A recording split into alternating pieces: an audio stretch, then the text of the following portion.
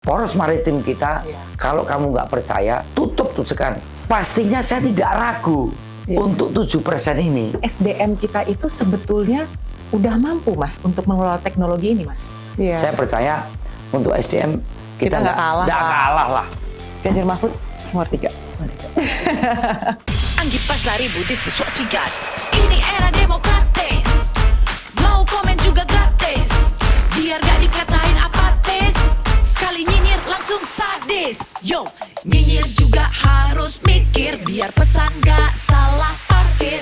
Komen gratis, asal etis, komen gratis, jangan sadis. Kembali lagi teman-teman bersama saya Anggi Pasaribu, dan kali ini Mas Arya Bima. Ada pertanyaan dari masyarakat, emangnya bisa ya ekonomi itu tumbuh 7%, sekarang aja masih 5, something kok gitu. Nah ini Mas Bimo nih pakarnya, gimana Mas? Kenapa orang mempertanyakan emang bisa, gimana caranya Mas? Begini, sekarang pertumbuhan ekonomi kita 5%. Ya. Nah, pertumbuhan ekonomi 5% itu PDB kita, produk domestik bruto kita, itu sekitar 20.000 triliun. Ya. Nah, setiap 1% pertumbuhan,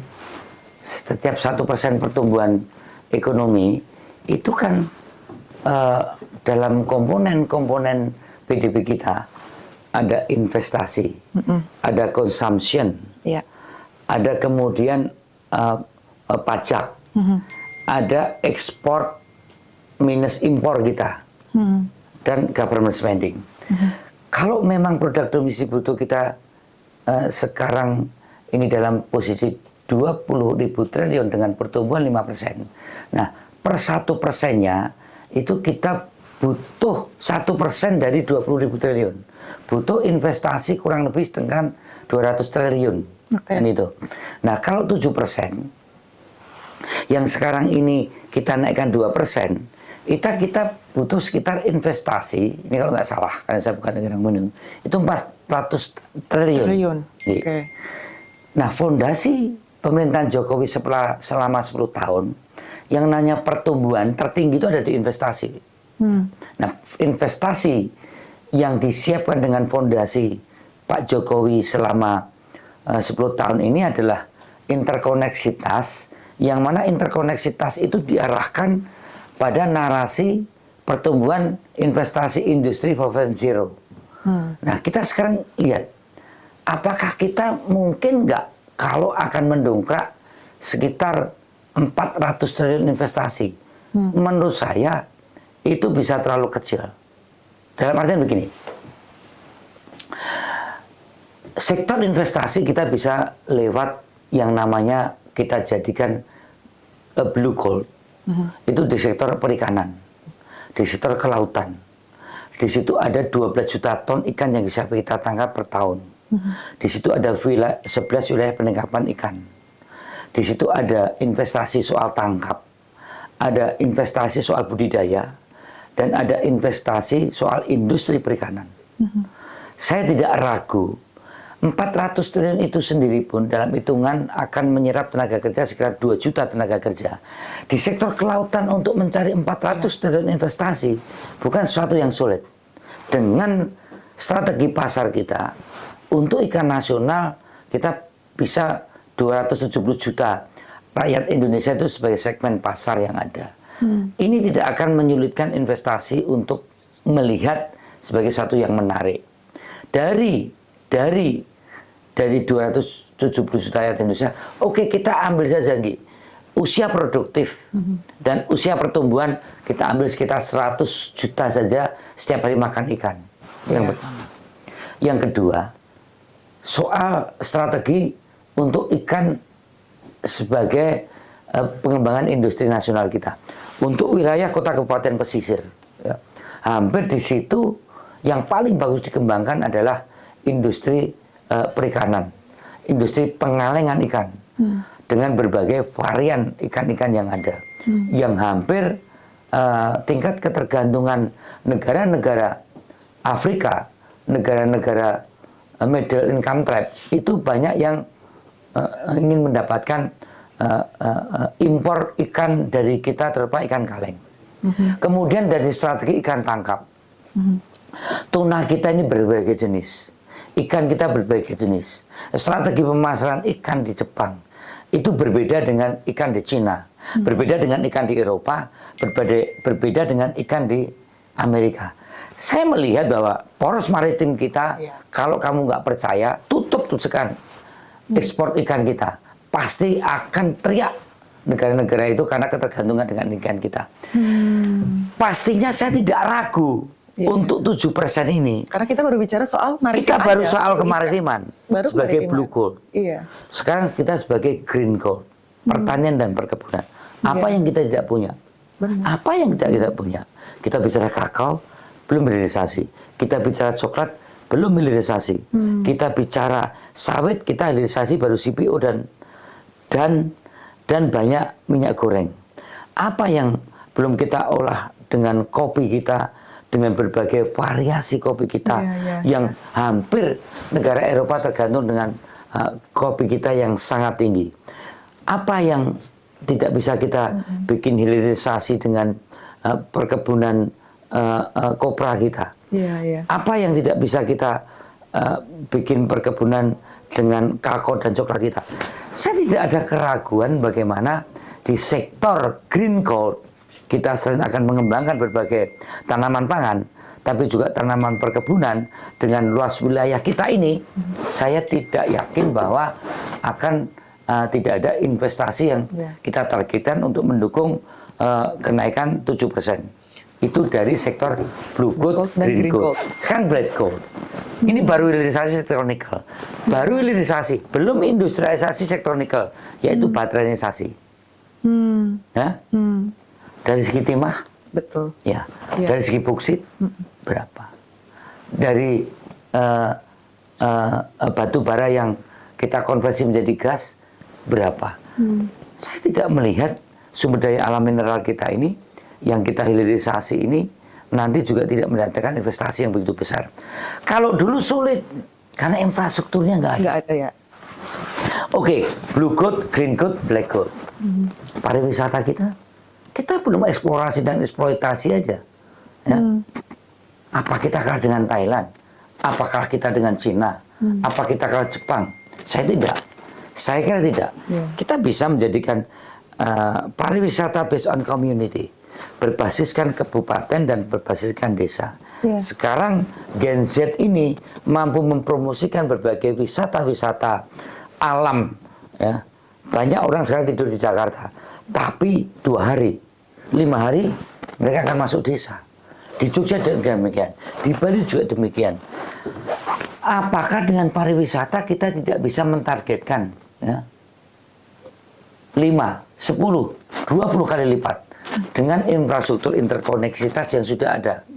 Meratanya infrastruktur telekomunikasi, meratanya infrastruktur listrik, meratanya infrastruktur transportasi udara, meratanya infrastruktur transportasi laut, wilayah pinggiran yang dibangun. Jadi apa alasannya? Satu hal lagi, Nggi. 5% itu kalau saya analogkan itu model gaya Jawa sentris, Jakarta sentris.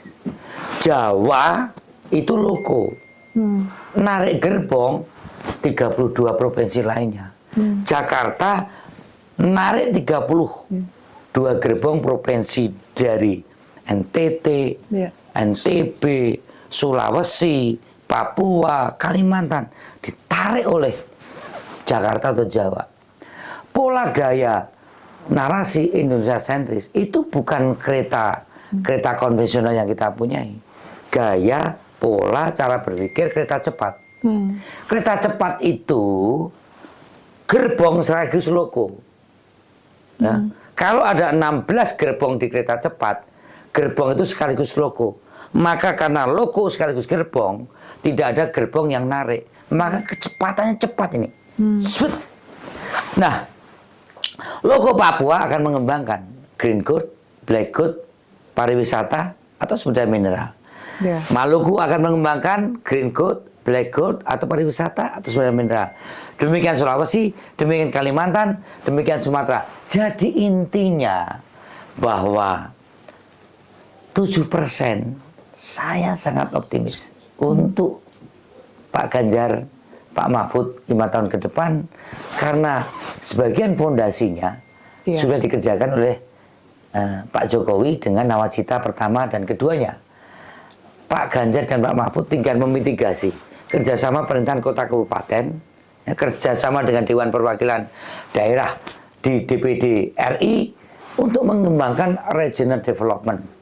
Tentunya selain infrastruktur, permodalan, human investment, dan teknologi itu menjadi perhatian khusus. Di situlah, maka pengembangan sekolah vokasi. Betul. Ya kalau dia mengembangkan perikanan, ya kota kabupaten pesisir ini dijadikan pendidikan vokasi, sumber daya manusianya, atau pariwisata, sekolah pariwisata, ya, atau pertanian dan perkebunan. Saya kira itu. Berarti sebetulnya yang dilakukan oleh Mas Ganjar sekarang itu adalah membentuk fondasinya ini supaya sumber daya manusia ini mereka bisa mengelola SDA kita yang tadi itu supaya bisa dikembangkan dan bisa mencapai kemakmuran dan juga pertumbuhan ekonomi 7% tadi. Tapi sebetulnya gini, Mas Bimo, apakah SDM kita itu sebetulnya udah mampu, Mas, untuk mengelola teknologi ini, Mas? Nah, itu ada cara berpikir bahwa sumber daya manusia itu kita kembangkan tidak bisa seperti naik angkat tangga. Ini harus paralel. Maka apa yang disebut revolusi mental. Jadi gini. Dulu supaya truk dari Sukabumi ke Jakarta itu membutuhkan 6 jam. Bisa 7 jam, ya kan? Tapi sekarang Sukabumi Jakarta, itu 2 jam. Mereka lebih produktif. Mereka lebih bisa atur waktu untuk membawa transportasi logistik ini lebih cepat. Betul. Karena infrastruktur sudah ada. Terjadi perubahan cara berpikir lebih produktif. Ini revolusi mental akibat infrastruktur. Nah, SDM bisa berubah ya, mengikuti perkembangan infrastruktur yang ada. Atau infrastruktur disiapkan dulu, SDM mengikuti, atau SDM kita investasikan dulu untuk pengembangan infrastruktur yang namanya infrastruktur yang berbasiskan pada skill-skill yang sangat sektoral, terutama di dunia industri. Saya tidak melihat Indonesia ini akan kurang produktif karena SDM, karena kita mempunyai SDM yang cukup handal, yang saat ini itu tidak menjadi sesuatu yang omong kosong. Ya, kita bisa tanya CEO di perusahaan penerbangan Boeing, lihat orang-orang kita, perusahaan-perusahaan minyak di Soviet orang kita, di Amerika orang kita. Hanya saja mereka tidak kembali ke sini karena memang ada ruang yang kosong yang dia tidak bisa kerja di sini. Saya percaya untuk SDM kita nggak kalah lah. Banyak orang-orang pinter kita. Cuma ada satu hal yang penting, banyak orang pinter kita, tapi bangsa ini harus cerdas. Sebagai bangsa. Sebagai bangsa yang harus cerdas. Coba, Mas. Jadi gini. Suka nih kalau udah kayak gini nih. Jepang itu cerdas karena Meiji Restorasi. Semangat Meiji Restorasi yang diturunkan secara teknokratik menjadi smart Meiji Restorasi. Ya kan? Cina, bangsanya cerdas. Tidak hanya orang Cina yang cerdas. Tidak hanya orang Jepang yang cerdas. Tapi bangsa itu cerdas. Bangsa itu ngerti harus berjalan ke arah mana. Ya kan?